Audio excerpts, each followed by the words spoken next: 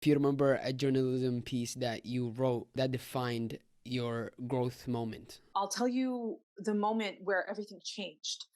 When I started to write personal essays.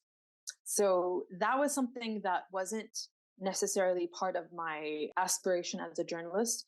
I started out, like I said, in print. I'm a print girl. I'm very traditional, very old school. All of my articles start with a notebook, like I said, and a pen. Like this is how it starts, whether I'm writing for the New York Times or I'm writing for, a publication that just launched yesterday. So I started out, like I said, very traditional journalism. But there was an opportunity for me to write a personal essay. An editor came to me. It was when women weren't yet allowed to drive. And I had met her and we had a conversation. And she said to me, like, I write about the Middle East, whatever else. And she's not Arab. And I said to her, okay, well, next time, you have a story about whatever, just drop me a note and I'll see if I can help you in any kind of way. Anyways, she sent me an email saying I'm writing a story about the Saudi women driving situation. This was way back in the day. I don't even remember what year it was. I wrote back an email. Literally was an email. I click reply and I start explaining my emotional kind of reaction to certain things and what, I was just an email. And then she writes back saying, hey, do you mind if I forward this to an editor? We want to publish this as an essay. And I was like, what? It was just an email. And I'm like, okay, sure. If an editor wants it, like we can talk about it. Why not? And that editor responded saying, yes. And this is the contract. If you want, we'll pay you this amount of money. And do you want to go for it? And I said, yes. And that changed everything because once that was published, it was through my perspective and my voice. And I'm not kidding you. What was published was very similar to what I wrote in the email.